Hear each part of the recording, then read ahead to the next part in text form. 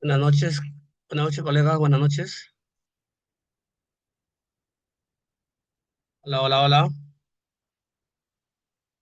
momentito, voy a abrir la información, ¿sí?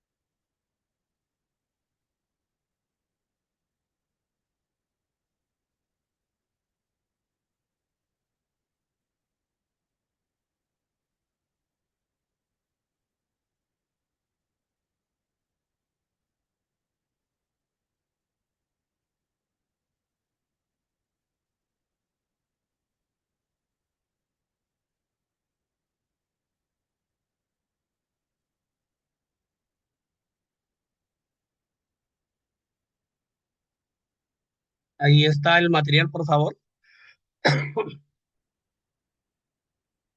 Buenas noches, ¿tienen todos el material? A ver,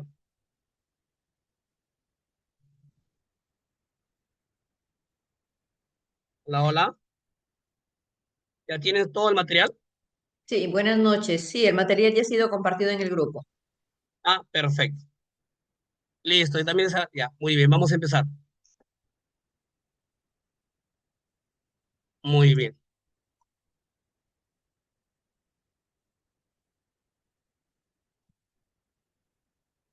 Bien, colegas, muy buenas noches. Entonces empezamos con la sesión programada para el día de hoy y vamos a ver la casuística, como siempre, recordándoles que en el caso siempre de nombramiento o ascenso de escala, ya cambió de parte del Ministerio de Educación la modalidad de las preguntas. Cuando me refiero a cambió la modalidad, es decir, me refiero que las casuísticas siguen siendo casi las mismas con el contenido temático que está en el desarrollo justamente para el curso, y a lo que me refiero es que básicamente en lo concerniente a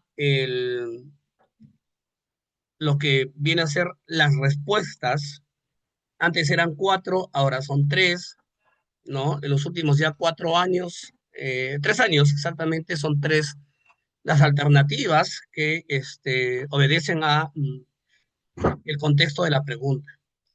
Pero debo decirles también que de las tres alternativas que son las respuestas para la casuística, una resulta siendo obviamente dentro de ese contexto el distractor, ¿no? Así se llama, el distractor que nada tiene que ver con el contexto de la pregunta.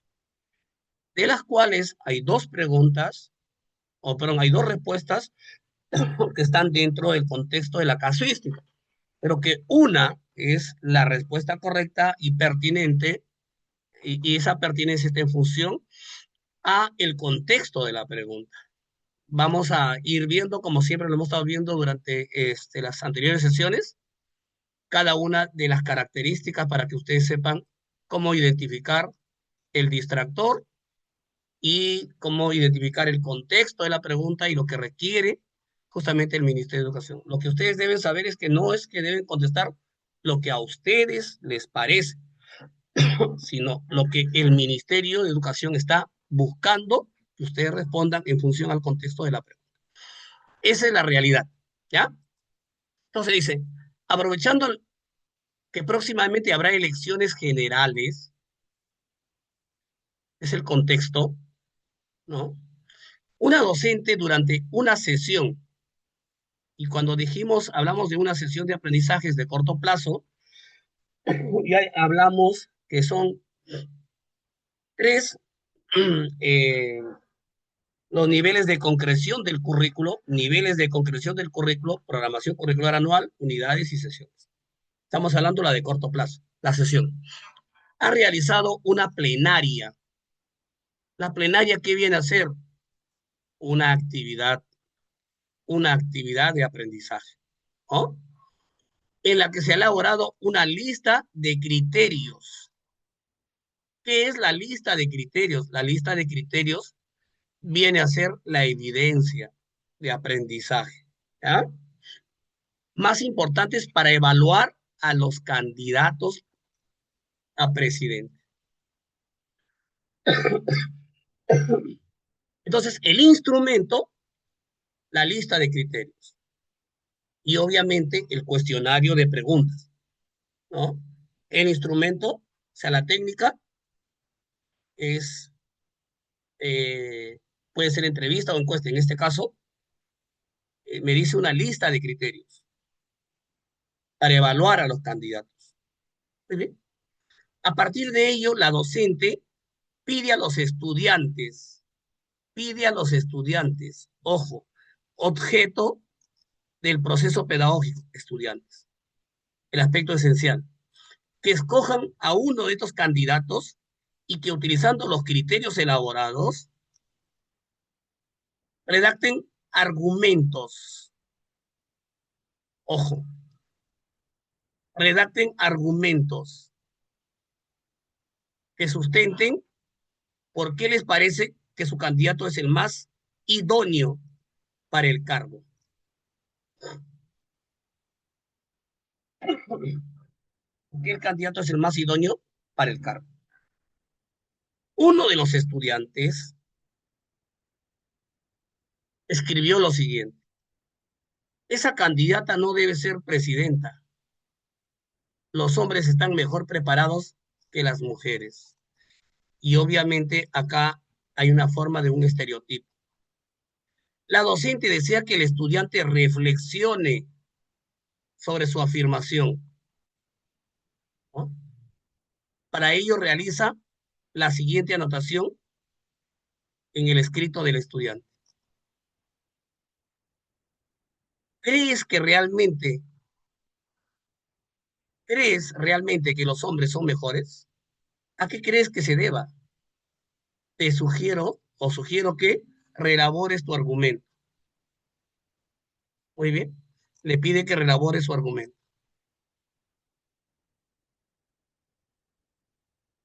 ¿Cuál es el principal problema que evidencia la retroalimentación? ¿Cuál es el problema? Me dice, que evidencia la retroalimentación. Entonces dice, la retroalimentación deja de señalar aspectos formales en la respuesta del estudiante, como la falta de un lenguaje académico para fundamentar su postura. La retroalimentación realiza cuestionamientos que no promueven que el estudiante evalúe su respuesta e identifique los aspectos que deba mejorar. Y C, la retroalimentación omite aspectos positivos de la respuesta que el estudiante, del estudiante desmotivándolo en relación a los logros realizados. En esa característica es importante lo siguiente. Yo voy a copiar acá algunos aspectos de lo que debo tomar en cuenta antes de responder.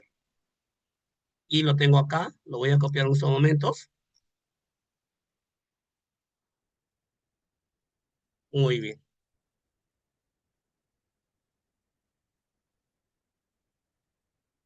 Primero, ¿en qué contexto está la pregunta? La pregunta está en el contexto del currículo nacional, capítulo 7, en de la RM 281-2016, orientaciones de la evaluación formativa. Y obviamente, y aquí estamos hablando de evidencias, que es en este caso el argumento, de los desempeños precisados que obviamente tiene que trabajarse en, o sea, es el proceso electoral, ¿correcto? De los criterios de evaluación, porque obviamente, de acuerdo al enfoque por competencias, los estándares se toman en cuenta que el objeto de la evaluación son los criterios de evaluación, ¿no? Y eso está en la página 178 de la RM281. Y obviamente, en base a ello, cuando se evalúa, se recoge información para conocer las fortalezas y las debilidades y en base a esas fortalezas y debilidades realizar la retroalimentación, ¿no? De la evaluación en función a las evidencias de aprendizaje, en función. Entonces, notamos que la maestra le hace un escrito al estudiante en su argumento y ella pregunta, ¿crees que realmente los hombres son mejores? ¿A qué crees que se deba? Sugiero relabores tu argumento. ¿Cuál es el principal problema que evidencia la retroalimentación de la OCDE? Vamos a ver. La retroalimentación deja sin señalar aspectos formales en la respuesta del estudiante, como la falta de lenguaje. Ese no es el problema, este es un distractor. Ese no es el problema central, ¿correcto? Ya me queda B y me queda C, pero me dice C, la retroalimentación omite aspectos positivos de la respuesta del estudiante, desmotivándolo en relación con los logros alcanzados. Esa no es lo que realmente el problema principal. Se observa que la retroalimentación realiza cuestionamientos que no promueven que el estudiante evalúe su respuesta, ¿no? Y que identifique los aspectos que debe mejorar. ¿Por qué? Porque en toda retroalimentación, la retroalimentación tiene que ser partiendo, partiendo de que en la retroalimentación hay cuatro tipos de retroalimentación. La retroalimentación que se sugiere, la más importante y se plantea y debe desarrollar siempre el maestro en una sesión de aprendizaje cuando desarrolla la evaluación, es la retroalimentación por descubrimiento o la retroalimentación reflexiva. En tal sentido, obviamente que la maestra está realizando cuestionamientos. Y entonces, cuando uno retroalimenta, no debe cuestionar, ¿no? Entonces, lo que tiene que hacer, obviamente, es utilizar las preguntas, perdón, lo que debe realizar es la retroalimentación reflexiva con preguntas que promuevan de manera reflexiva para que el estudiante en sí mismo se dé cuenta cuál es el error en su respuesta. De igual forma, eh, la formulación de las preguntas por descubrimiento para que el estudiante se dé cuenta por sí mismo cuál es el error en su afirmación. Entonces, por eso es que obviamente esta es la respuesta B. Muy bien.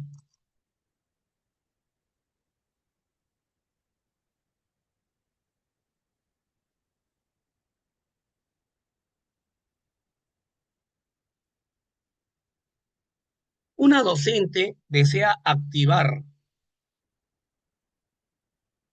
saberes previos.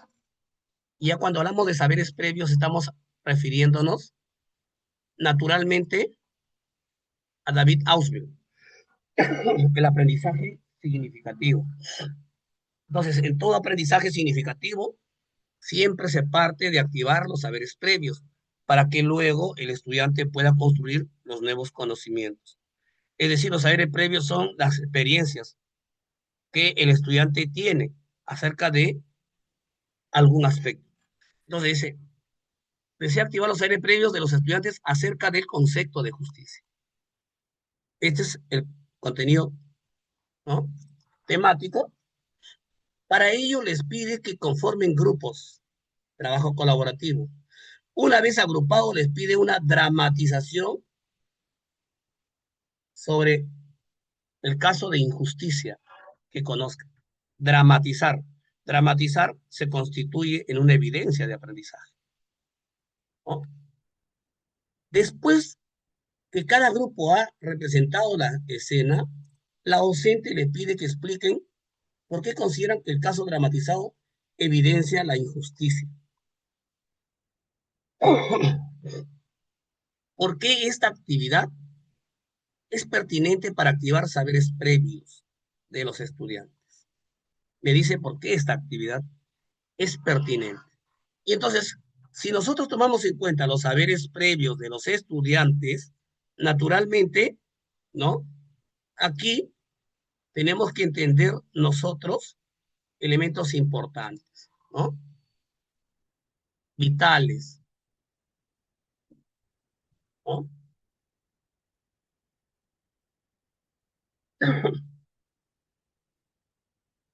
Entonces, repito,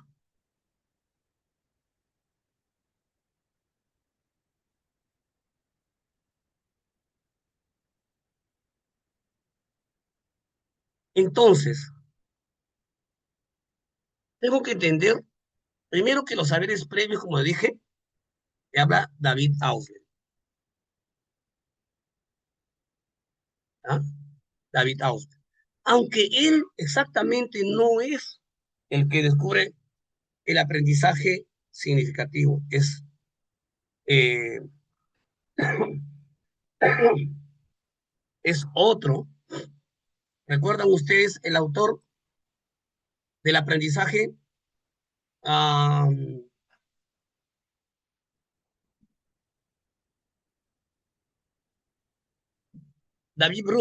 es Brunner, ¿no? Es Brunner, Jerome Brunner es el que descubre acerca del aprendizaje significativo. Y es Auler el que lo aplica justamente, ¿no? Dentro de la psicología, ¿no? Muy bien. Entonces, me dice, porque la dramatización permite conocer si los conocimientos que poseen los estudiantes son útiles o si no cuentan con conocimientos previos respecto al tema. B, porque la dramatización requiere que los estudiantes recurran a sus concepciones y experiencias personales y que las expliciten. Y C, porque la dramatización es una técnica que ayuda a captar la atención de los estudiantes y promueve su participación.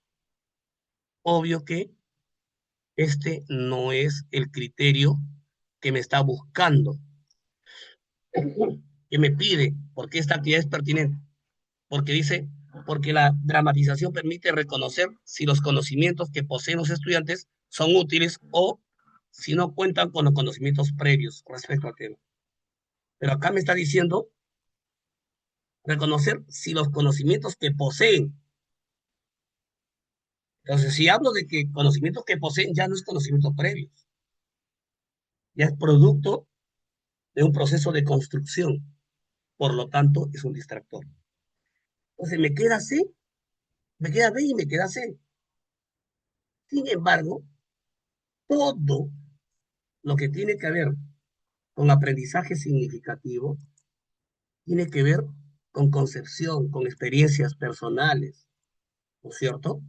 Y obviamente yo le pregunto a un estudiante que conoce de la corrupción y él me dice, la corrupción es un problema endémico en el Perú. Bueno, esa es una experiencia que él tiene. Todos los presidentes que hemos tenido en los últimos 30 años son corruptos. Es una experiencia previa. Pero si yo le pregunto y que le digo, este, que investigue sobre la corrupción, y él me dice, bueno, he investigado, profesor, en el libro de Historia de la Corrupción de eh, Quirós, él sostiene, por ejemplo, que la corrupción se ha dado en los diversos periodos de la historia desde la llegada de los españoles. Y que, por ejemplo, eh, tanto el virrey, el virrey, los encomenderos,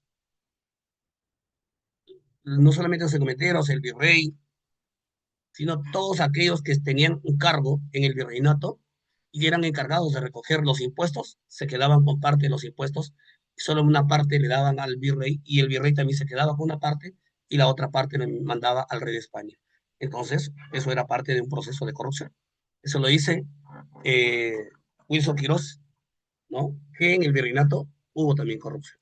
Entonces, obviamente ahí el estudiante ya no solamente está conociendo la experiencia, sino que está utilizando nuevos conocimientos. Está usando fuentes, por lo tanto está construyendo nuevos conocimientos. Muy bien.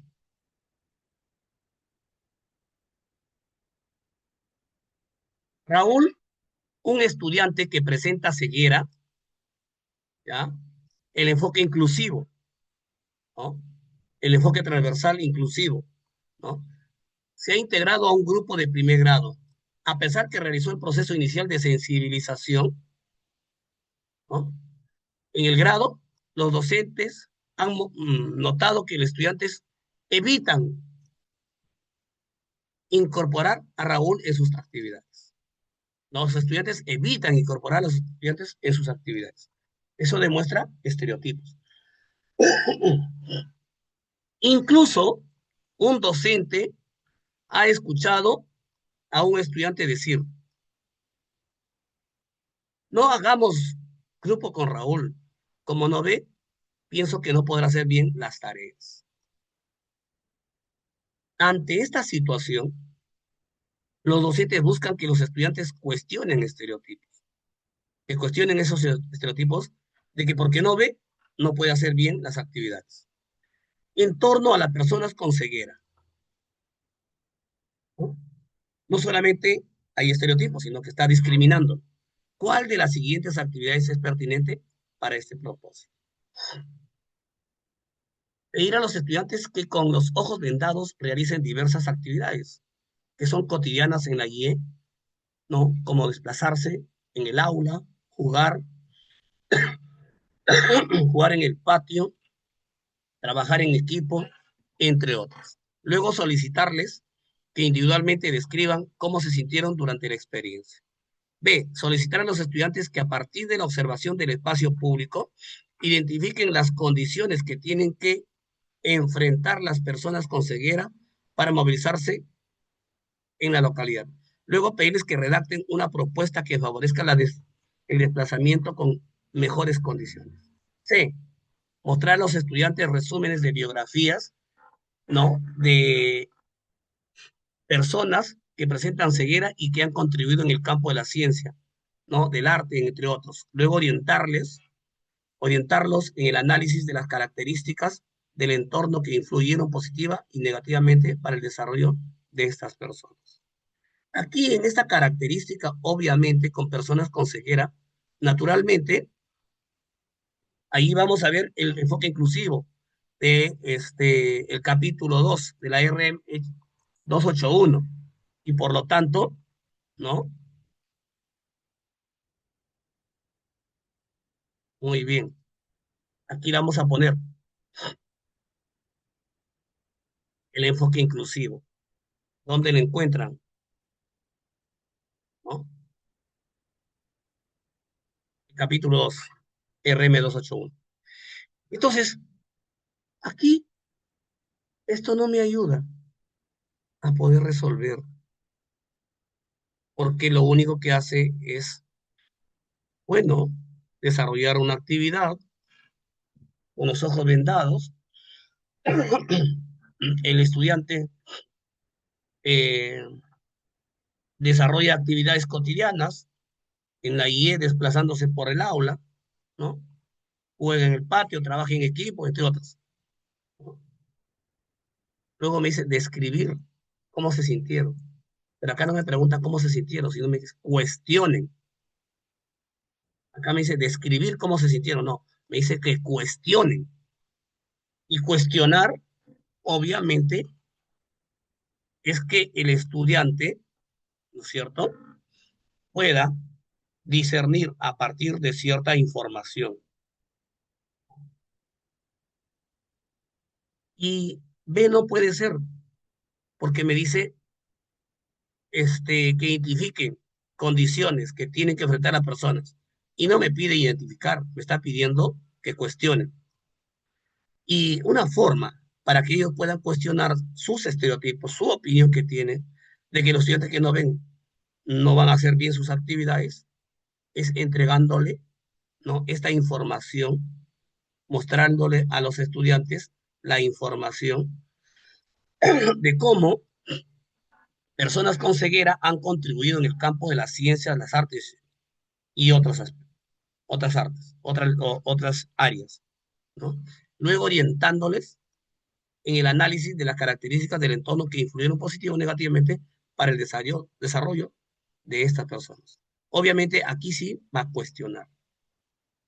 Esto sí va a permitir cómo hicieron esas personas con ceguera para poder destacar, ¿no?, en el campo de la ciencia, las artes. Y obviamente, pues, es el uso de un conjunto de herramientas, porque el día de hoy las personas con ceguera utilizan el sistema Braille y hoy día ha desarrollado tanto la ciencia que también, pues, se va conociendo, hay tecnologías que desarrollan el campo del Braille, ¿no? Entonces, básicamente, vamos a ver nosotros los desarrollos que tienen cada persona, cada ser humano, el talento que tiene cada ser humano. Un ratito, mientras van desarrollando, voy a tomar algo caliente porque si no, no voy a poder meter. Vayan desarrollando ustedes la pregunta 4 un ratito, voy a tomar algo caliente.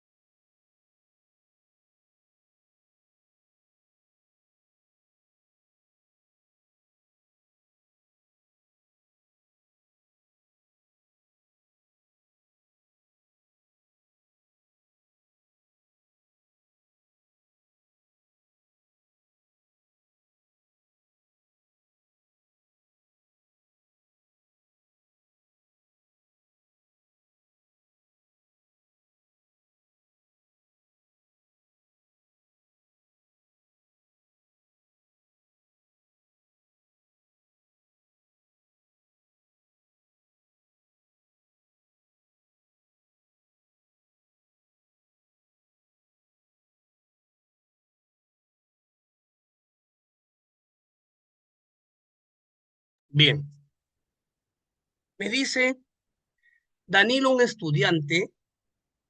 Danilo, un estudiante, le gustan mucho los lapiceros de colores y es usual que sus compañeros de aula se lo pidan prestado para efectuar algunas actividades.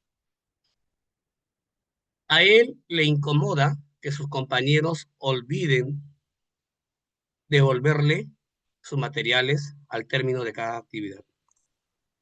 Un día, un compañero le pide sus lapiceros prestados y Danilo le dice lo siguiente: no me gusta prestártelos porque nunca te acuerdas en devolvernos y no quiero tener que pedírtelos, pero tampoco quisiera que tengamos problemas por esto. Por eso, si me prometes que esta vez me lo devuelves apenas acabas de usarlos, te lo presto. ¿Cuál de los siguientes estilos de comportamiento ante el conflicto se evidencia en la conducta de Danilo? ¿Estilo evasivo, estilo complaciente o estilo comprometedor? Naturalmente, no hay nada que ver con el estilo evasivo, no evade el problema, no evade el conflicto. Por el contrario,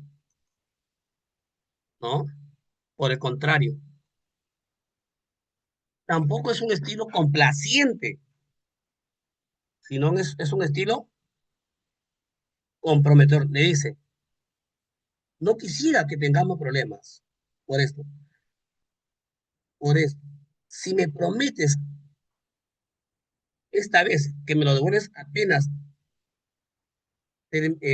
acabes de usarlos, te lo presto. Hay un estilo comprometedor, ¿ya? Hay un estilo comprometedor, ¿de acuerdo? ¿Estamos? Muy bien, la cuarta, la C.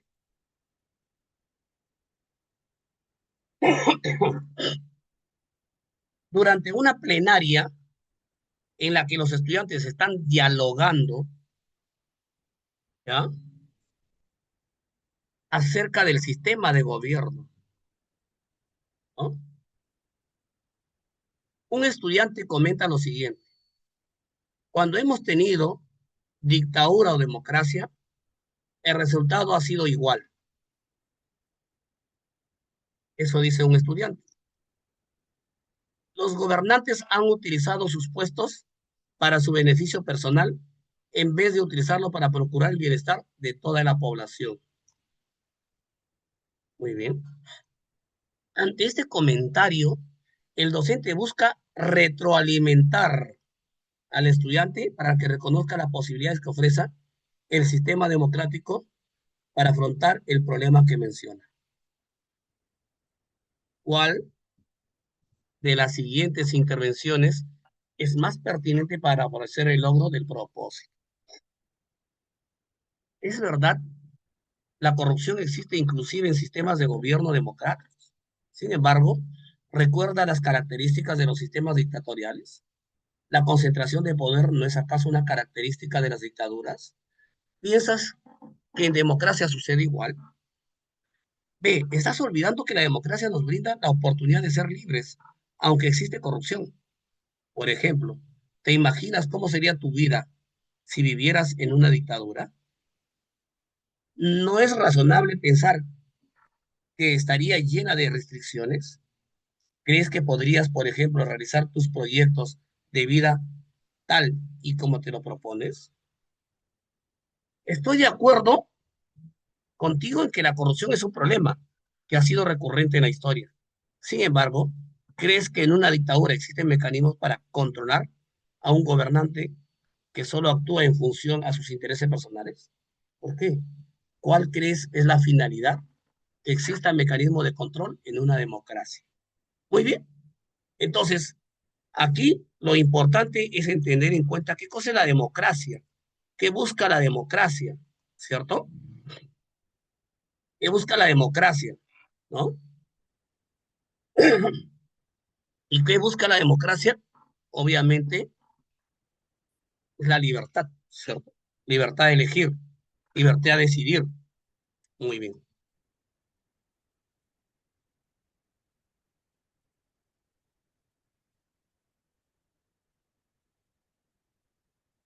Entonces,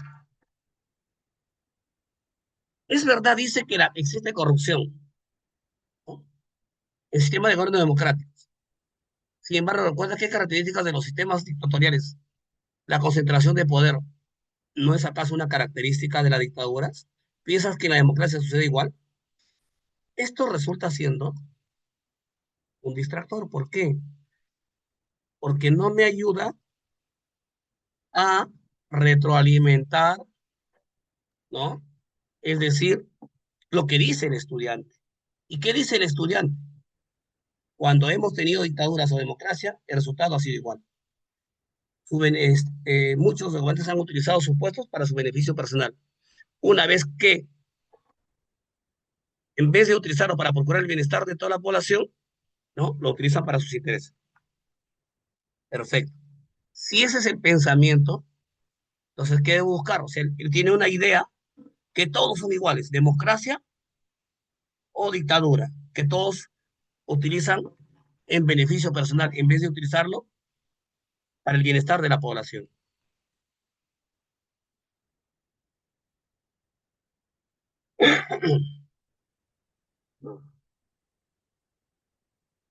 Entonces, ¿cuál sería la respuesta?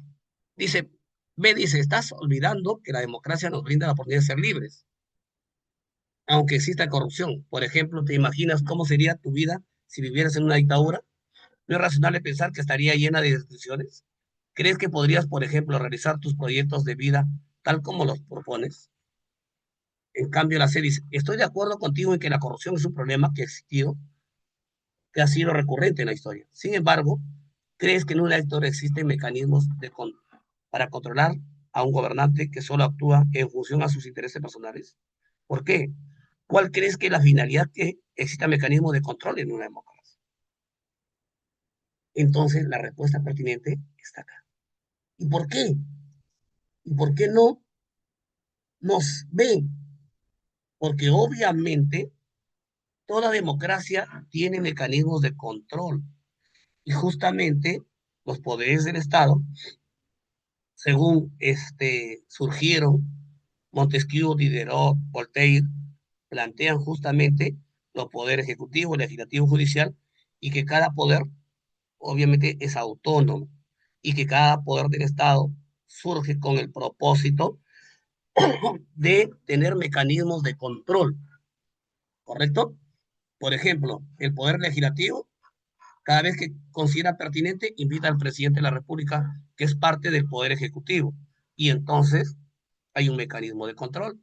El poder ejecutivo, cada cierto periodo, también obviamente pone en cuestión, dentro de sus prerrogativas constitucionales, el hecho de solicitar, por ejemplo, al poder legislativo facultades para poder legislar en materia económica, ¿no? Entonces, eso es importante. Entonces, ahí están esas características de esos mecanismos que naturalmente le permiten, ¿ya? Las cinco. Bueno, otra cosa es, Irving, la realidad en los últimos 10 años nos observemos, los gobernantes que han tenido mayoría han generado desde el Congreso dictadura legislativa. Es lamentable, cierto, pero obviamente, naturalmente, es parte de un proceso. Y es que justamente el poder legislativo ha tenido secuestrado al poder ejecutivo. Recuerden, 2016 al 2021, el poder legislativo, que es un 73, con 73 congresistas que tuvo la señora Fujimori, prácticamente tuvo secuestrado el poder legislativo y chantajeado.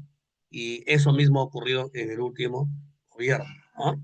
De tal manera que lamentablemente, pues, esas son las realidades de un sistema democrático en crisis, ¿no? Así es. Lamentablemente eso es verdad.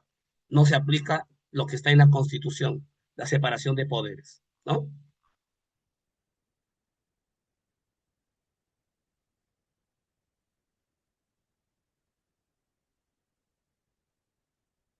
6. Durante una reunión, varios docentes realizan comentarios sobre cómo abordar conflictos entre estudiantes.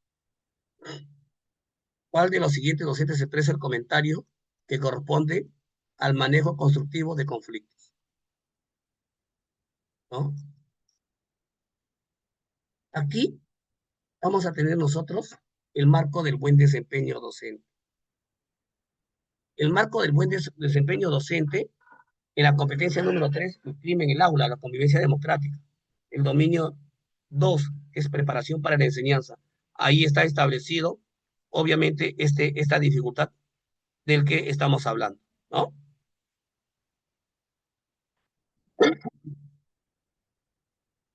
Bien, entonces, los mecanismos, naturalmente, para solucionar un conflicto, me pregunta acá, ¿no? ¿Cuál de los siguientes docentes expresa un comentario que corresponde con el manejo constructivo de conflicto? ¿No? Abelardo dice, creo que lo principal es asegurarnos de que los estudiantes tengan claro cuáles son las normas de convivencia para así evitar que se produzcan conflictos. Benito dice, deberíamos ayudar a que los estudiantes cuenten con diversos recursos para abordar los conflictos de manera provechosa para sus relaciones. Camila dice, debemos recordar que los conflictos son muy recurrentes durante la adolescencia y conforme los estudiantes vayan madurando, los conflictos disminuirán. Muy bien, y para resolver esta casuística, naturalmente, ¿no?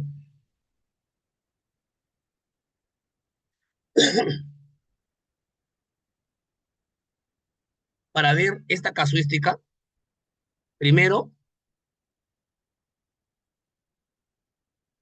si nosotros tomamos lo que dice Abelardo, Abelardo dice, creo que lo principal es asegurarnos de que los estudiantes tengan claro cuáles son sus normas de convivencia para así evitar que produzcan conflictos.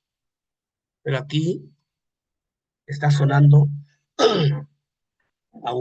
esta norma de convivencia a una regulación que prácticamente el estudiante lo hace por compromiso, pero no porque realmente esté dentro de la característica propia de que el estudiante por sí solo regula sus comportamientos y por ende esto resulta siendo un distractor. Entonces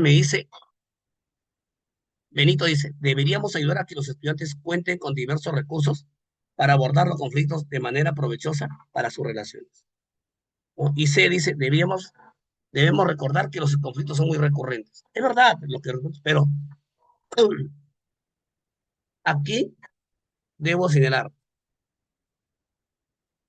um, los elementos esenciales,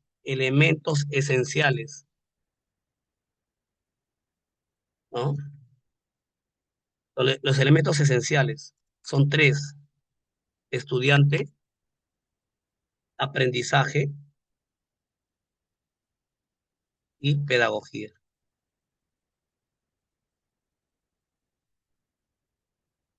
Si estos son los tres elementos esenciales,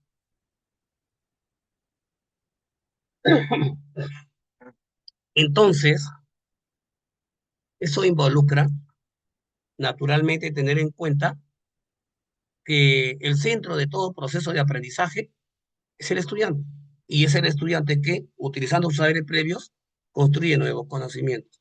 Bajo esa lógica, entonces la respuesta, ¿no? de Benito dice, deberíamos ayudar a que los estudiantes cuenten con diversos recursos para abordar los conflictos de manera provechosa para sus relaciones. Es verdad, el tema es que los estudiantes no saben tener relaciones, no saben manejar las relaciones de manera recíproca, oportuna, pertinente entre pares. Las relaciones entre estudiantes se vuelve conflictiva en la medida de que los estudiantes no tienen mecanismos, no tienen recursos para cómo abordar un conflicto, para cómo manejar un problema. No solamente los estudiantes, los adultos también, ¿no? A veces los adultos escuchan una expresión, lo confunden y sobre eso se generan problemas, ¿no? Muy bien. Durante una sesión de aprendizaje, durante una sesión de aprendizaje, los estudiantes realizan una plenaria en la que comentan qué situaciones han resultado conflictivas, ¿no? Para su convivencia en el aula y por qué, ¿no? En este contexto, y para continuar la plenaria, la docente busca promover que los estudiantes evalúen el papel que cumplieron las normas de convivencia en el aula para afrontar dicha situación, ¿no? Entonces, sí, El problema es, en la sesión de aprendizaje, en la plenaria, comentan situaciones que han resultado conflictivas en la convivencia en el aula. ¿Y por qué? Entonces, en este contexto se busca que la plenaria, la docente busca promover en los estudiantes, evaluar qué papel cumplen las normas de convivencia en el aula para afrontar dichas situaciones. ¿Cuál de la siguiente conjunto de preguntas es más pertinente para promover, ¿no?, el logro de dicho propósito? Evalúen el papel que cumplen las normas de convivencia. Las normas de convivencia, las normas de convivencia, ¿no?, incluían sanciones, ¿no?, incluían sanciones para este tipo de situaciones, porque es importante promover que todos sean más conscientes de las sanciones que podría traer el incumplimiento de las normas de convivencia y por qué.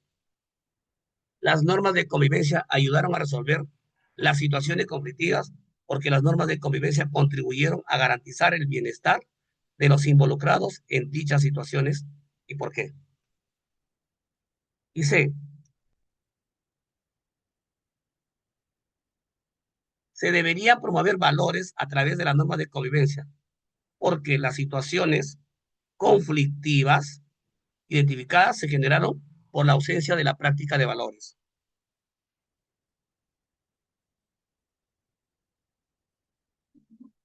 Muy bien.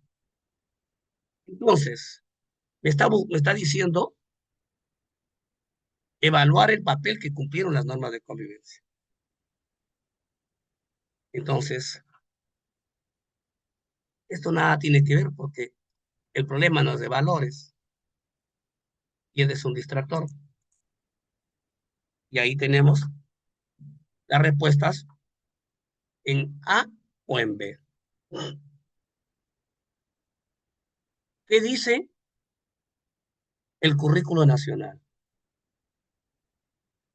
Debemos despenalizar el error. No podemos penalizar. La norma de convivencia no se da para brindar sanciones. Por lo tanto, esa no es la respuesta. Por lo tanto, ¿la respuesta cuál es? ¿Cuál es la respuesta? Si las normas de convivencia no generan sanciones,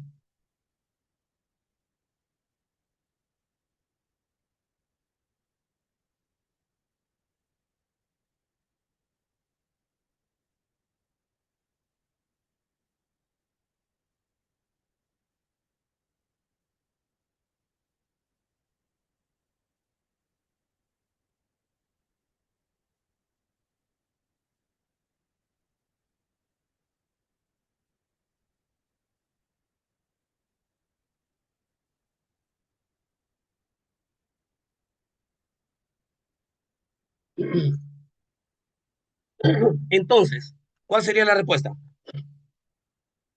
Vamos, no, las normas de convivencia no se han elaborado para brindar sanciones. Tenemos que despenalizar el error.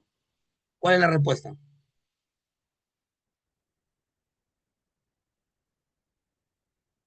Muy bien. La respuesta es las B. Las normas de convivencia ayudaron a resolver situaciones conflictivas. ¿Por qué? Las normas de convivencia contribuyeron a garantizar el bienestar de los involucrados. ¿Por qué?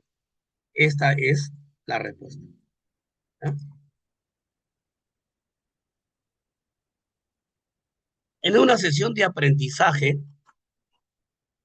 ¿no?, los estudiantes están dialogando acerca de la interculturalidad en el Perú. En este contexto, los estudiantes comentan sus ideas respecto al concepto. ¿Cuál de los siguientes comentarios de los estudiantes expresa mejor el concepto de interculturalidad? ¿No?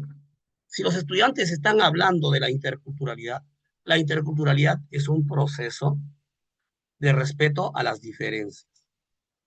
Milagros dice, creo que la interculturalidad implica el reconocimiento de todas las personas, que todas las personas tenemos culturas distintas y que estas diferencias sean respetadas y consideradas en el ejercicio de los derechos y el cumplimiento de los deberes de todos. Pedro dice, yo creo que la interculturalidad hace referencia a que como todas las personas somos iguales, las diferencias culturales no deberían influenciar en la forma en que el Estado planifica e implementa sus políticas. Katia dice, yo pienso que la interculturalidad se refiere al reconocimiento de que en un país los ciudadanos pertenecen a culturas distintas que están relacionándose constantemente. Muy bien. Si la interculturalidad es respetar las diferencias, ¿cuál es la respuesta? ¿Ah? ¿Cuál es la diferencia?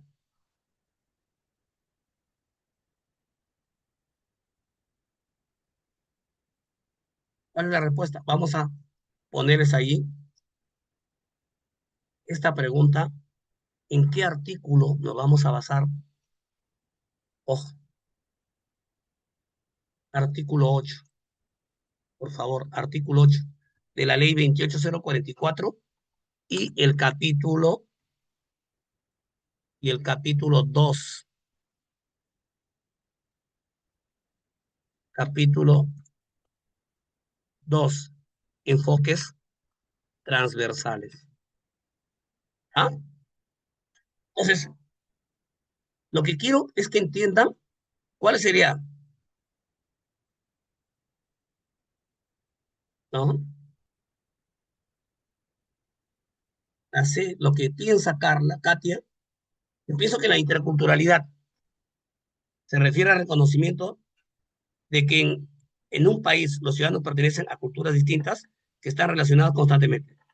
Eso es un distractor, no tiene nada que ver, ¿no?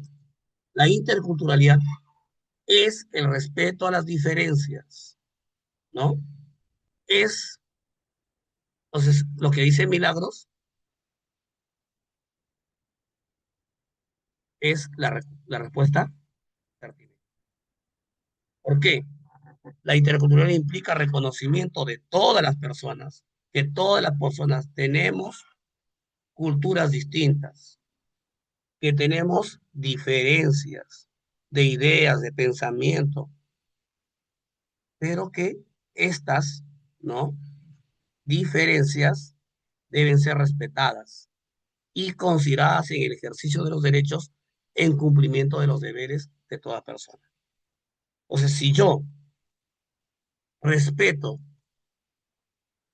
a mi par, que a pesar de ser de la misma región, podemos tener diferencias, entonces estoy asumiendo el concepto de interculturalidad, ¿no?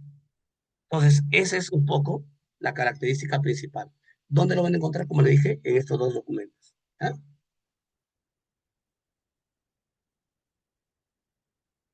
Pregunta 9.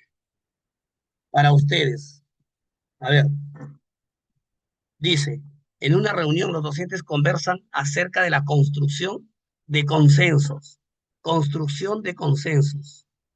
entre estudiantes. Ese es el tema.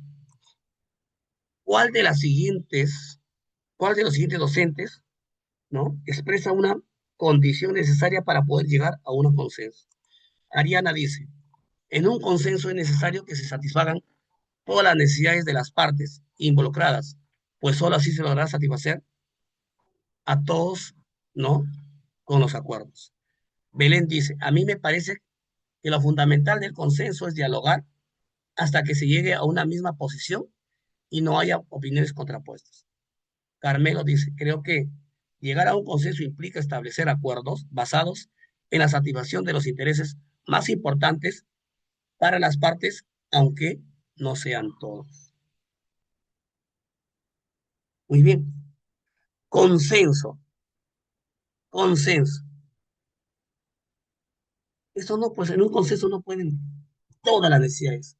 Esto es un dictado. Es algo ideal. No, no se va a poder llegar a consensos. Yo tengo que priorizar A, el otro priorizar B, aunque dejar de lado algunos aspectos, pero poner puntos comunes que satisfagan a ambos, aunque no sean todos, ¿no es cierto? Los aspectos que debemos tener en cuenta. Entonces, por lo tanto, La respuesta es sí. Creo que llegar a un consenso implica establecer acuerdos basados en la satisfacción de los intereses más importantes para las partes. Por ejemplo,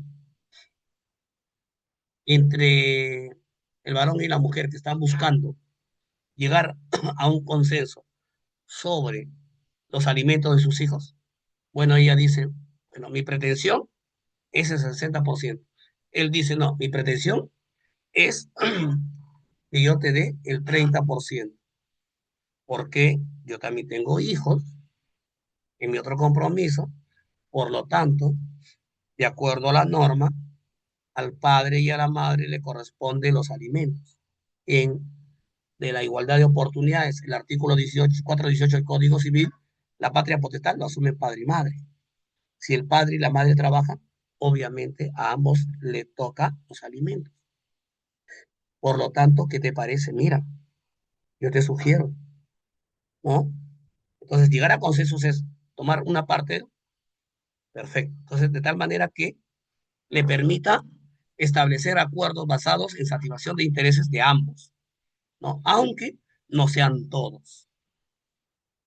Y, por ejemplo, dentro de los acuerdos ahí de consenso puede ser, bueno, pues, con la finalidad de que lleguemos a un acuerdo, no todo el 60%, pero sí ya, mira, el aguinaldo y la escolaridad te doy 50%. Entonces, ahí hay consenso. Entonces, la otra parte, bueno, dice sí, perfecto. Bien. Entonces, es buscar mecanismos de llegar a acuerdos, ¿no? 10. Durante la organización de los Juegos Florales, todos los estudiantes, todos los estudiantes, ¿no? del aula acordaron que tras finalizar el evento, todos colaborarían con la limpieza de la IE y el recojo y guardado de los materiales utilizados. Llegado el momento de la limpieza, Marta, una de las estudiantes, se queda sentada mientras sus compañeros limpian y ordenan. Ante ello, un docente se acerca a preguntarle por qué no participa de la limpieza y ella responde lo siguiente. Si bien yo estuve durante la organización, recién me he incorporado a la IE porque como estuve lesionada del brazo, no vine por 2 semanas. Al no haber participado de ninguna actividad durante los juegos, no ensucié nada. Por eso creo que no me corresponde limpiar. ¿Cuál de las siguientes posibles respuestas del docente contribuye a que el estudiante incorpore en su reflexión el bien común? Reflexión, el bien común. Eso me dice. Que reflexione y considere el bien común. Marta, cuando el espacio que utilizamos a diario está limpio y ordenado, cada uno puede realizar a gusto sus actividades.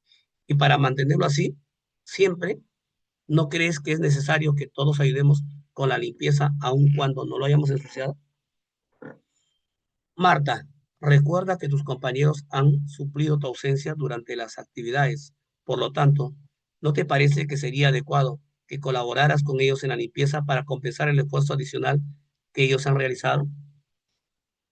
Marta, ¿consideras que durante la organización de las actividades todos acordamos que colaboraríamos con el orden y la limpieza de la actividad? Por ello, cómo quedarías ante tus compañeros si faltas al acuerdo que aceptaste? Entonces, ahí viene el bien común. Si hablamos del bien común, obviamente, eso implica que tiene que satisfacer a todos, ¿no es cierto? Que tiene que satisfacer a todos, ¿cierto? Muy bien. Si tiene que satisfacer a todos, ¿eso qué involucra? ¿No? Involucra participación, involucra que todos hacemos uso de los espacios. Entonces, esto B, no ayuda al bien común, ¿no? Porque dice, recuerda que tus compañeros han sufrido tu ausencia. Eso no ayuda al bien común. Entonces, en cambio, esto sí ayuda al bien común. La A ayuda al bien común. Marta, cuando el espacio que utilizamos a diario está limpio y ordenado, cada uno puede realizar a gusto sus actividades. Y para mantenerlo así, ¿no crees que es necesario que todos ayudemos con la limpieza, aun cuando no lo hayamos ensuciado? Esto sí ayuda a la reflexión del bien común.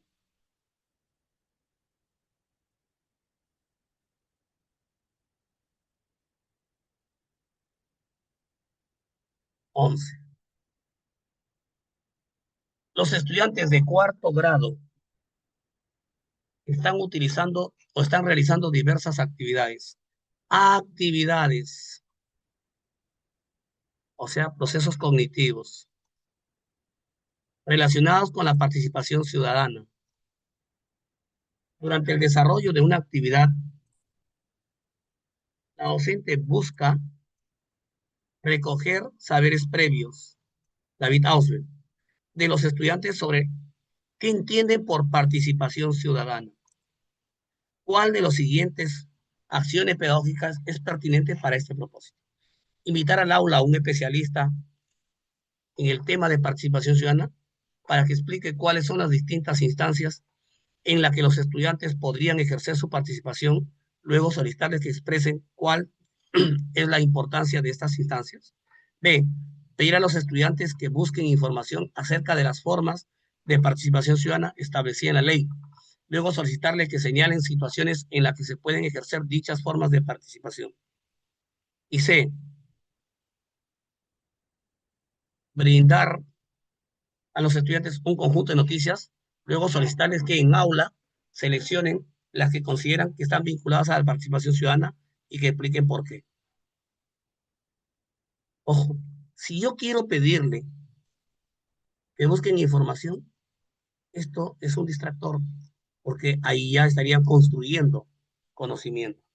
Sería la construcción de nuevo conocimiento, no recoger saber previo, ¿no? Tampoco podría, ¿no? En cambio, si yo doy un conjunto de noticias y le pido al estudiante que identifique y seleccione, ¿no? Que están vinculados a la participación ciudadana y que expliquen por qué, aquí sí el estudiante demuestra sus conocimientos previos, sus experiencias previas. ¿Correcto? La 12, ustedes. Y les voy un ratito al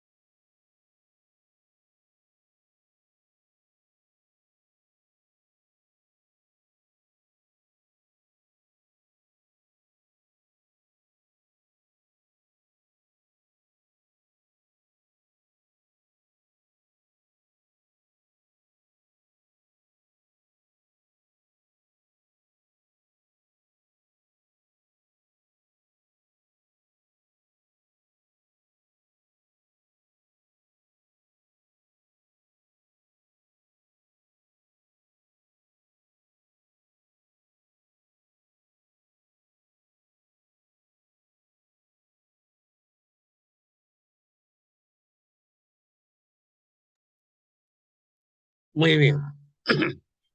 Dice, durante el desarrollo de una actividad,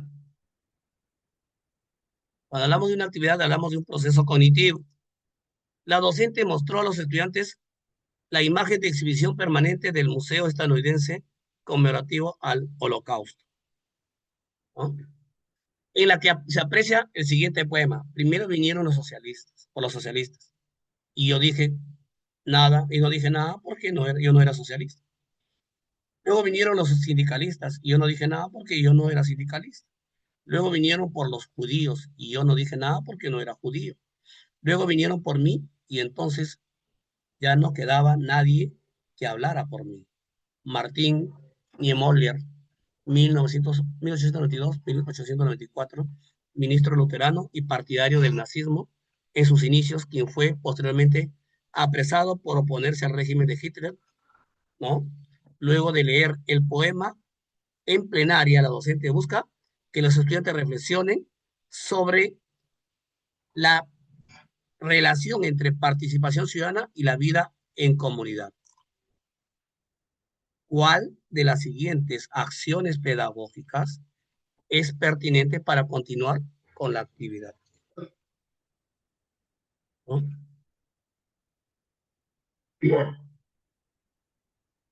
A. Pedir a los estudiantes que analicen a qué se refiere el verso y entonces ya no quedaba nadie que hablara por mí. Luego explicarles cómo el sentido de este verso se relaciona con lo que el poema busca comunicar. Finalmente preguntarles cómo creen que fue el contexto social en el que vivió el autor. B. Pedir a los estudiantes que elijan el verso que más les haya llamado la atención.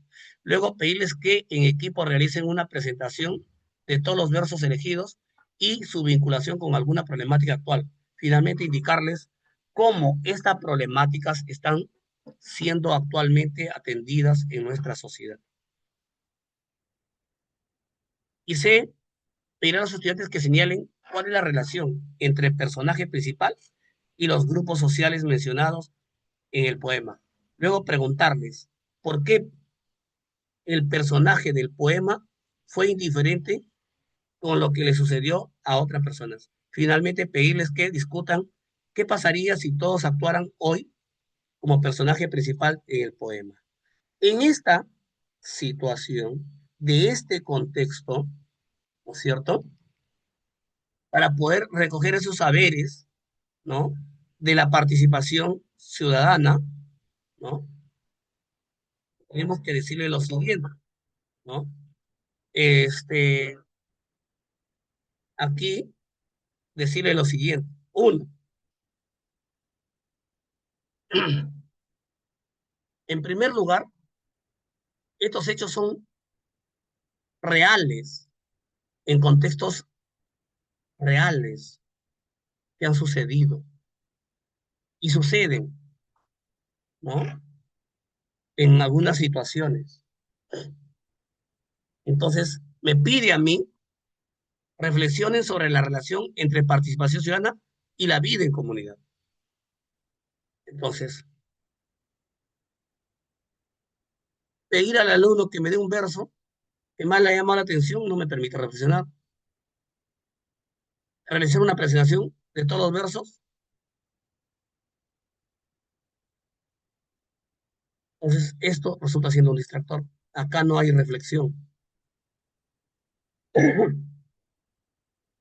En cambio, si yo le pido a los estudiantes que señalen cuál es la relación entre el personaje principal y y los grupos sociales mencionados en el poema, luego preguntarles por qué el personaje del poema fue indiferente con lo que les sucedió a las otras personas, finalmente pedirles que discutan qué pasaría si todos actuaran hoy como personaje principal del poema. Obviamente, ¿no? Aquí sí hay reflexión. ¿Ya?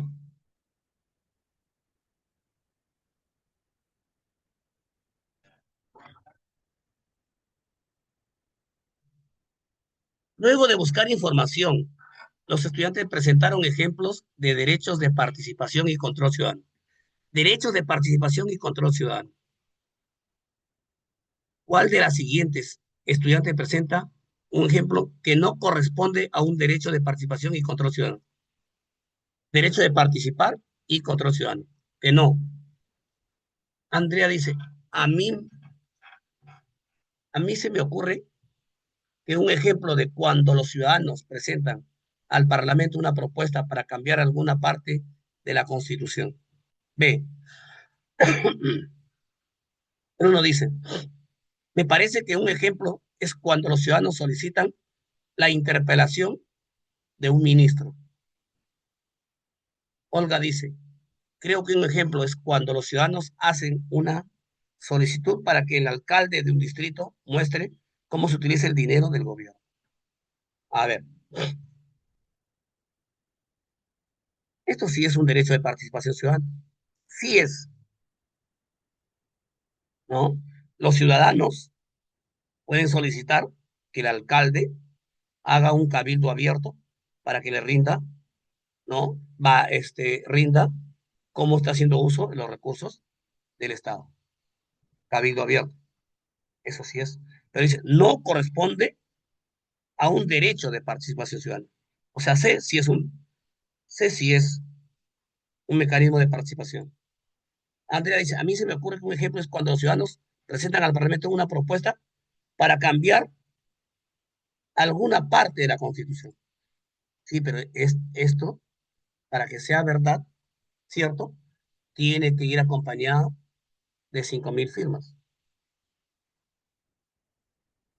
Puede ser. Por lo tanto, ¿cuál es la respuesta? Me parece que un ejemplo es cuando los ciudadanos solicitan interpelación. Los ciudadanos no interpelan al ministro. Los ciudadanos no interpelan al ministro. El que interpela al ministro es el poder legislativo, ¿no? Entonces, esto es un distractor. ¿Eh? Quien interpela al ministro es el Congreso de la República, el poder legislativo, ¿no? Son los congresistas los que interpelan al ministro. Entonces, la 13, la B.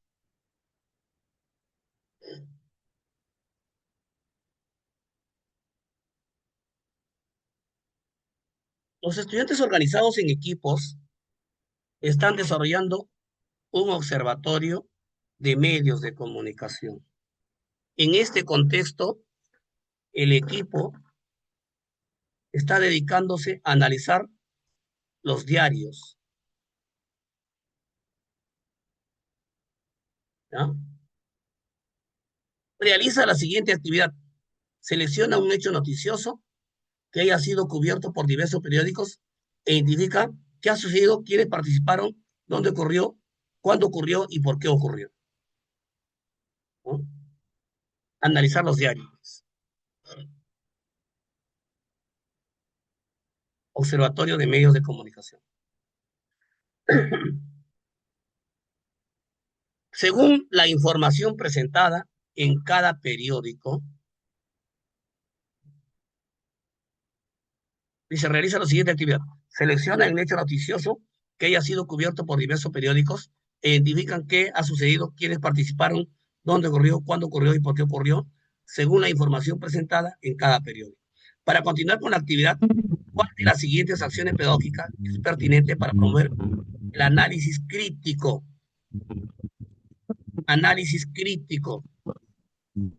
de la información presentada en los periódicos frente al mismo hecho noticioso? ¿Alguien está usando su micro? Tenga cuidado. ¿Alguien está usando su micro?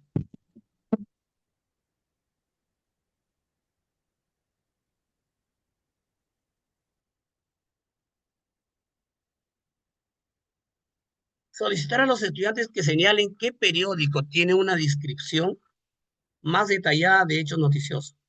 Luego pedirles que indiquen qué periódico usó un lenguaje más formal en la redacción del hecho. Finalmente pedirles que en función a los pasos anteriores determinen qué periódico ofreció una mejor cobertura del hecho noticioso. B.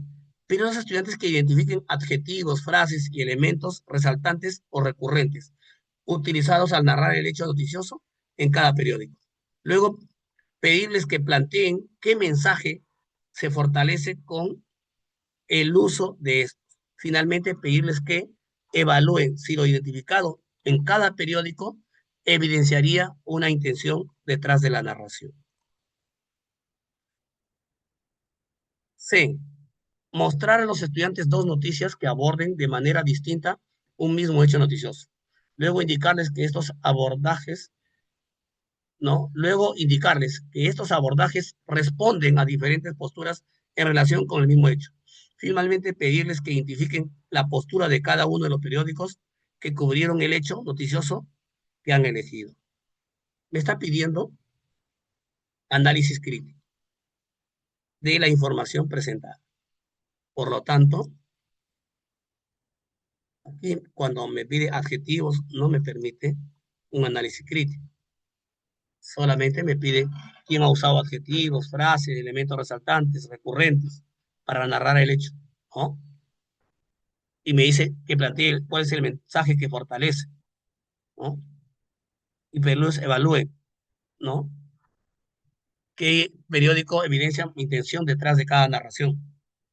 Pero no me permite. En cambio, acá, si yo le doy dos noticias de manera distinta del mismo hecho noticioso, estos abordajes, ¿no?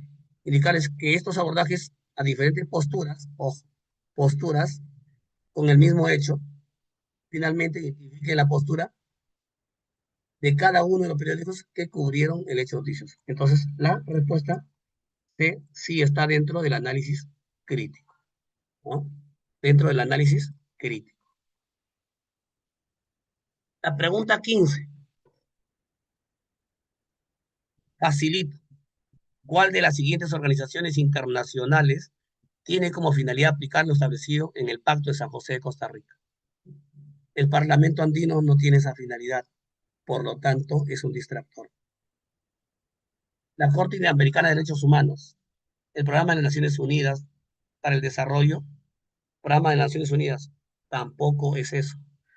Y la respuesta es la Corte Interamericana de Derechos Humanos. Muy bien, ¿correcto?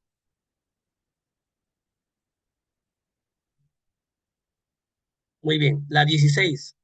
Les quiero regalar libros a ustedes. A los que me han escrito les he dado libros.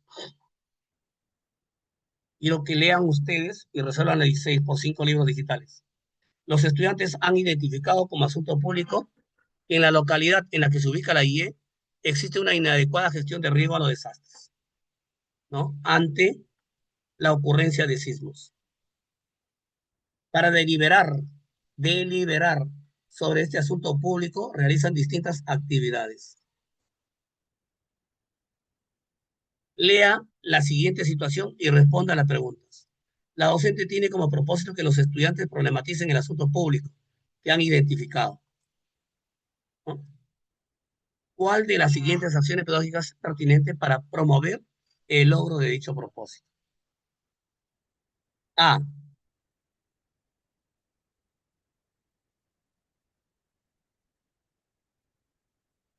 Solicitar a los estudiantes que busquen iniciativas realizadas para promover la gestión de riesgo de desastre ante la ocurrencia de sismos realizados en otras localidades. Luego pedirles que indiquen cuál de estas iniciativas creen que podría ser más factible para implementar en la localidad. B. Señalar a los estudiantes cuáles son las consecuencias de una inadecuada gestión de riesgo de desastres ante la ocurrencia de sismos. Luego presentarles un organizador gráfico en el que señalen las causas las causas de que la localidad cuente con una inadecuada gestión de riesgos de desastres ante la ocurrencia de sismos. Y C, pedir a los estudiantes que indaguen qué condiciones sociales y materiales deben cumplirse para tener una adecuada gestión de riesgos de desastres ante la ocurrencia de sismos. Luego pedirles que recojan información, ¿no? para saber si dichas condiciones se cumplen de manera total o parcial o no se cumplen en su localidad. Muy bien, me está preguntando deliberar sobre un asunto público, ¿no? En la cual problematicemos un asunto público. Y para problematizar el asunto público es necesario, ¿cierto? Para problematizar el asunto público es necesario que, ¿no? ¿Qué es necesario? Es necesario primero identificar cuál es el distractor. Y acá, si yo le señalo, dice señalar a los estudiantes cuáles son las consecuencias de una inadecuada, no estoy dejando que el estudiante construya el conocimiento. Entonces, aquí prácticamente ya le estoy diciendo, entonces ahí no hay un acto de deliberación para problematizar. Me queda A y me queda C. Me dice, busque iniciativas realizadas. Eso no me ayuda. En cambio, pedir a los estudiantes que indaguen qué condiciones sociales, materiales deben cumplirse para tener una adecuada gestión de riesgo de desastres ante la ocurrencia de sismos. Luego pedirles que recojan información para saber si dichas condiciones se cumplen de manera total o parcial o no se cumplen.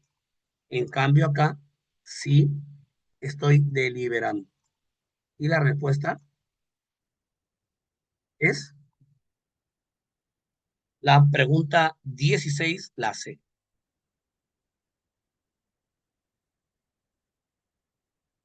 Muy bien.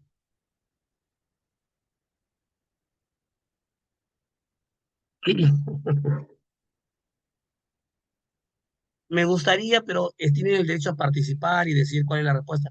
Si le bloqueo, no le doy derecho a participar. Creo que seamos un poquito tolerantes. Yo le agradezco a la colega que me acaba de plantear eso, ¿no? Porque es su propuesta, o sea, es lo que está dando una alternativa, ¿no?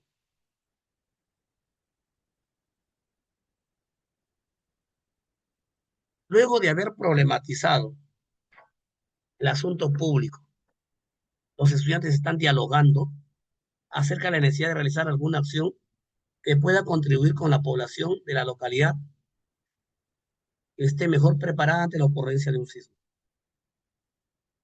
En este contexto, la docente busca promover que los estudiantes desarrollen habilidades para la gestión de una acción de participación orientada al bien común.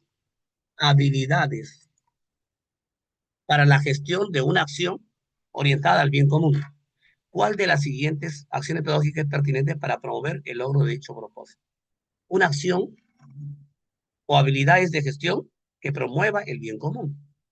Y entonces, cuando hablamos de esa particularidad de orientar al bien común, naturalmente tenemos que entender que en ese contexto es vital, es importante entender qué habilidades para la gestión de participación orientada al bien común. Entonces, la persona tiene que estar preparada para poder entender. Vamos a leer. Pedir a los estudiantes que planteen acciones que podrían realizar para contribuir a mejorar la preparación de la población ante ocurrencia de sismos. Luego sugerirles que elijan una a partir de la relevancia y de los recursos disponibles. Finalmente, pedirles que determinen los objetivos específicos de la acción y las tareas necesarias. B. Preguntar a los estudiantes qué datos colocarían en los trípticos.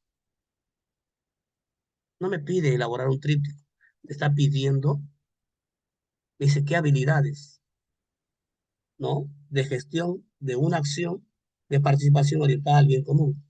Entonces, por lo tanto, cuando me habla de trípticos, ya me está hablando de un distractor. ¿Por qué no? Ayuda, ¿no? A las habilidades. Aquí me está diciendo qué datos colocarían en trípticos informativos sobre medidas que pueden adoptar para estar preparados. Es una medida informativa, pero no hay habilidades. Luego pedirles que en equipos elaboren propuestas para el diseño de trípticos. Finalmente, pedirles que voten por el diseño que consideren más adecuado. Distractor. No me ayuda. Me queda A y me queda C. C dice, solicitar a los estudiantes que busquen acciones que hayan sido ejecutadas para contribuir a la preparación de una población ante la ocurrencia de sismos. Luego pedirles que seleccionen la que haya tenido mejores resultados. Finalmente, pedirles que establezcan un plazo pertinente a la ejecución. Y A me dice, y los estudiantes que planteen acciones que ellos podrían realizar para contribuir a mejorar la preparación de la población. Ojo, aquí está el kit. Ellos. ¿Quién construye el aprendizaje? Ellos. Por lo tanto, la respuesta es A. ¿Ya? Por esta acción. Porque es el estudiante que construye el aprendizaje partiendo de los saberes previos. 18. Los estudiantes están realizando una experiencia de aprendizaje. Dijimos, experiencia de aprendizaje se dio en la pandemia, porque hoy hablamos de los niveles de concreción del currículo, programación curricular anual, PCA, unidad didáctica y sesiones. Las experiencias, los proyectos, es una situación propia de cada institución dentro de la autonomía pedagógica que tiene. Los estudiantes están realizando una experiencia de aprendizaje para reflexionar sobre los retos y logros de la participación política de los pueblos indígenas. Para ello, los estudiantes organizados en equipos realizan diversas actividades. Durante el desarrollo de una de las actividades, los integrantes de uno de los equipos están compartiendo entre ellos las noticias que han encontrado acerca de la participación política de los pueblos indígenas. En este contexto, un integrante les presenta a sus compañeros la siguiente noticia. Nada sobre nosotras, sin nosotras. El reclamo de las mujeres indígenas tiene mucho que decir y poco espacio en la sociedad para hacerlo. Por ello, este jueves iniciará la segunda Conferencia Global de Mujeres Indígenas, un espacio virtual en que se citan acerca, ¿no?, de 500 líderes en todo el mundo para abordar los grandes retos que enfrentan, tales como la disputa por la tierra, las múltiples violencias que sufren y la soberanía alimentaria basada en la identidad cultural. El horizonte de la conferencia es nada sobre nosotras y nosotros. En la conferencia se abordan temáticas que van desde la educación, de la salud sexual y la reproductiva al acceso a la tecnología. Las ponentes buscan, ¿no? Las ponentes buscan que este evento cuente con el respaldo de sus organizaciones o comunidad, lo que asegura que ellas representan sus voces y además permite que ellas comuniquen las conclusiones del evento en sus organizaciones o comunidades. Durante la conferencia se intercambian experiencias sobre cómo ellas están transformando este mundo desde los liderazgos en cargos públicos de instituciones internacionales, pero también desde las buenas prácticas transformadoras sostenibles en lo local. Adaptado con Mahani o Mahtani, año 2021, nada con sobre nosotras, sin nosotras, reclamo de las mujeres indígenas en el país. Los integrantes de los equipos se han mostrado muy interesados en la noticia presentada. Al notar el interés, la docente se propone ayudar a los estudiantes a identificar asuntos públicos en el artículo, ¿no?, que pone en evidencia. ¿Cuál de las siguientes acciones pedagógicas es pertinente para promover dicho propósito? A. Analizar con los estudiantes por qué la noticia menciona que el propósito de la conferencia se resume en la frase nada con nosotras, sin nosotras. Luego pedirles que evalúen si esta conferencia podría aportar, ¿no?, podría aportar a la participación indígena finalmente, a dialogar con los estudiantes sobre los posibles impactos de esta conferencia en la convivencia. B. solicitar a los estudiantes que señalen si la conferencia presentada en la noticia incluye la participación de comunidades indígenas. Luego pedirles que averigüen si es que esta conferencia se ha realizado anteriormente. Finalmente, pedirles que indiquen qué información adicional sobre la conferencia les gustaría conocer. Y C, pedir a los estudiantes que indiquen cuál sería la participación de las mujeres indígenas en la conferencia mencionada en la noticia. Luego pedirles que señalen cuáles fueron los requisitos para participar como ponentes de esta conferencia. Finalmente, preguntarles cuáles serán los temas abordados en esta. Aquí me está pidiendo identificar asuntos públicos en este artículo. Y entonces, si yo quiero identificar asuntos públicos en este artículo, naturalmente debo tener en cuenta, ¿no es cierto?, cómo es la participación de los pueblos políticos, o perdón, cómo es la participación de los pueblos en estos eventos, ¿no? ¿De qué manera, no?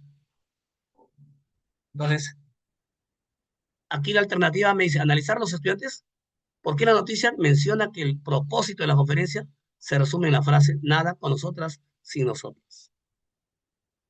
Y en cambio C me dice pedir a los estudiantes que indiquen cuál sería la participación de las mujeres indígenas en la conferencia mencionada, en la noticia. Luego pedirles que señalen cuáles fueron los requisitos. Eso no me ayuda, porque no me pide requisitos. Esto es un distractor. No me ayuda a resolver. Entonces, si me dice identificar asuntos públicos,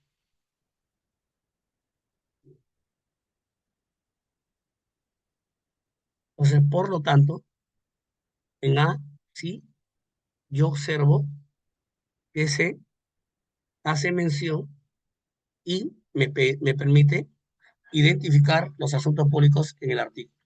¿Por qué? Porque obviamente los estudiantes analizan la noticia y cuyo propósito se resume en la frase nada sobre nosotras sin nosotras. Y eso obviamente es un asunto público, ¿no? Y evaluar si la conferencia podría aportar a la participación indígena, pero por supuesto que apoye. Finalmente, dialogar con los estudiantes sobre posibles impactos de esta conferencia a la convivencia. Y eso es un asunto público.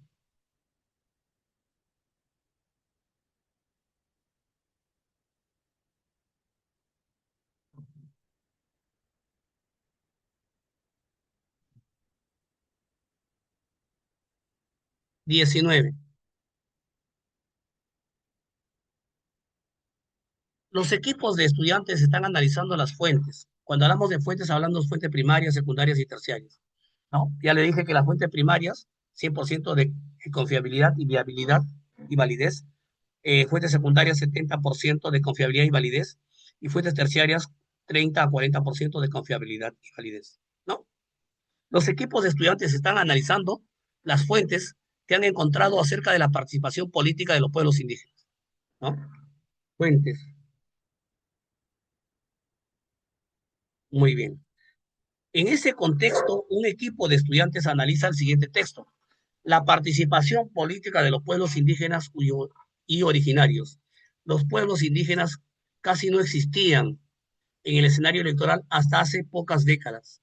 De hecho, se estima que durante la primera mitad del siglo XX, una alta cantidad de poblaciones indígenas no se le consideraba en los censos nacionales. Es una problemática real.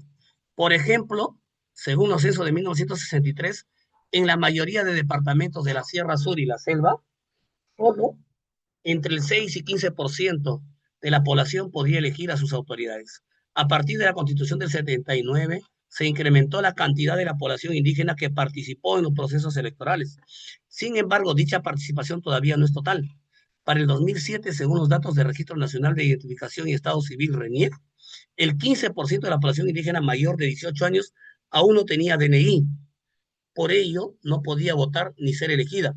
Adaptado del Ministerio de Educación del Perú 2019, Desarrollo Personal, Ciudadanía Cívica, cuarto grado, material educativo para el cuarto grado de secundaria, ¿Cuál de los siguientes comentarios de los estudiantes analiza el texto incorporado en el enfoque intercultural? Enfoque intercultural. El respeto a las diferencias, ya les dije. El respeto a las diferencias, ya les dije. ¿No? ¿Correcto? Muy bien. Pedro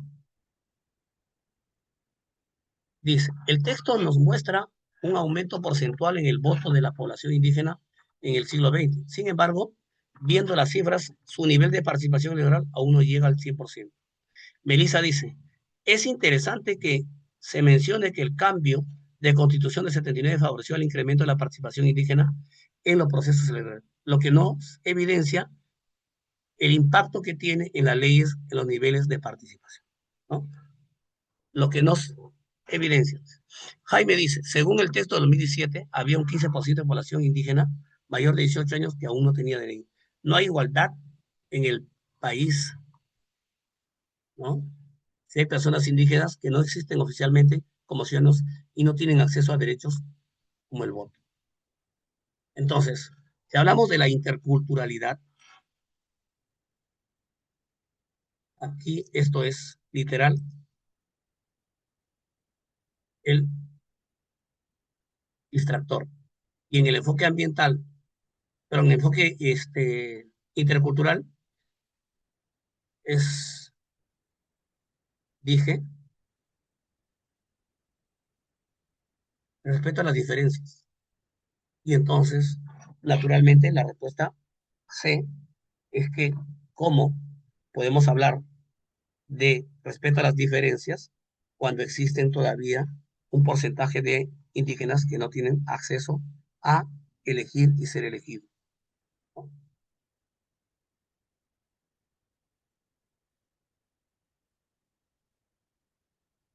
Durante el desarrollo de una experiencia de aprendizaje, ya volvemos a decir nuevamente, durante la pandemia se dio la experiencia de aprendizaje.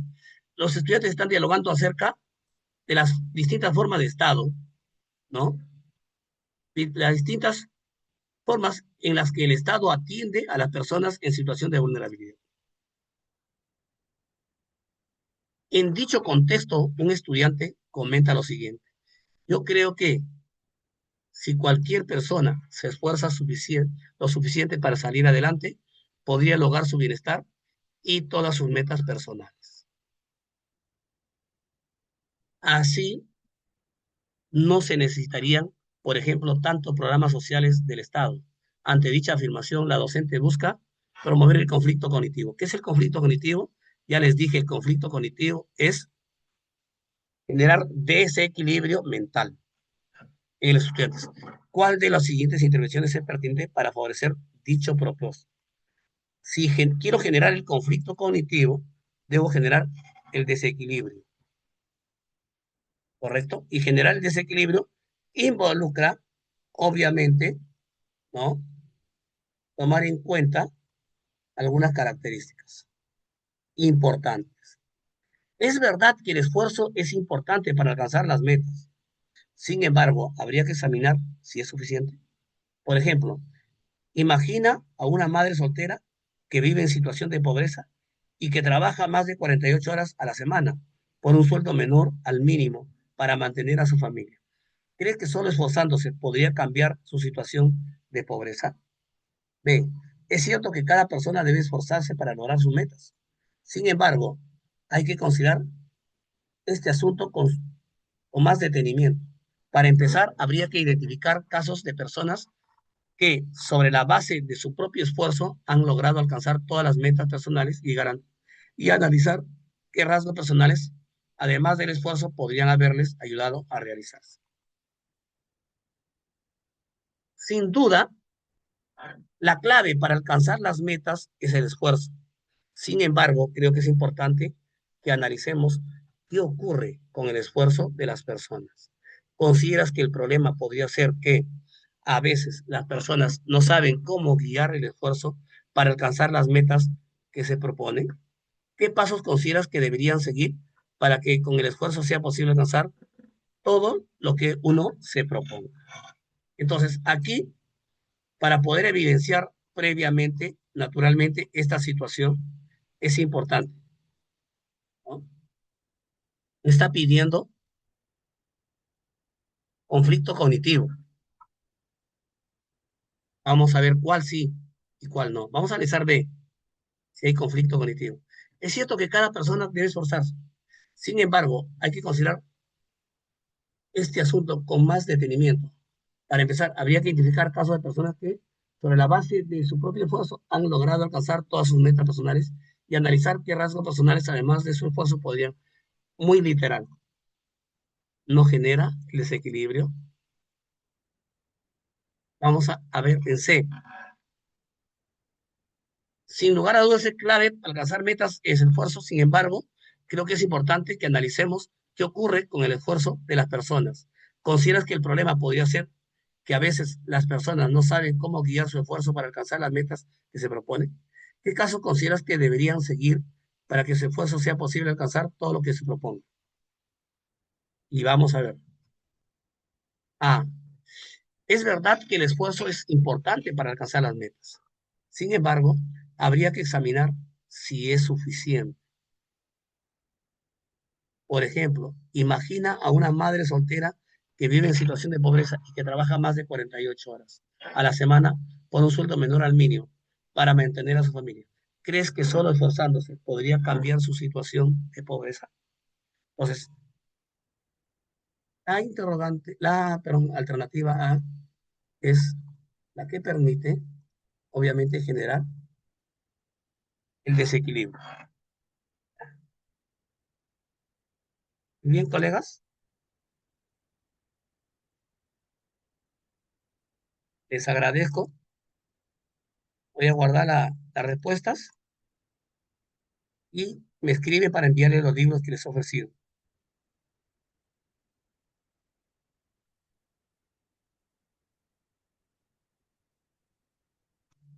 Y aquellos que no lo tienen, los voy a guardar, les voy a mandar para que lo tengan con las respuestas.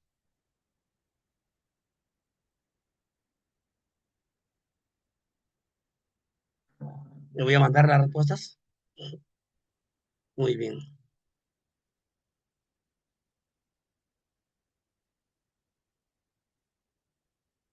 Vamos a ver.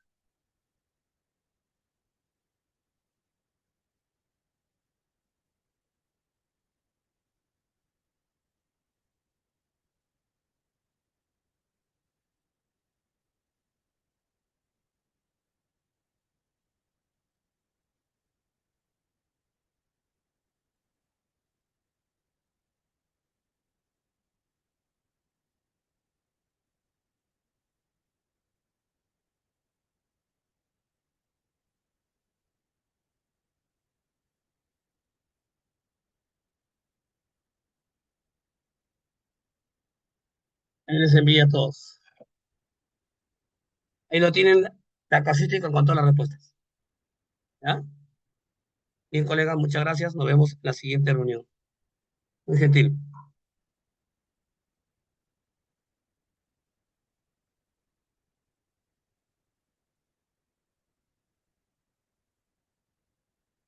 Buenas noches.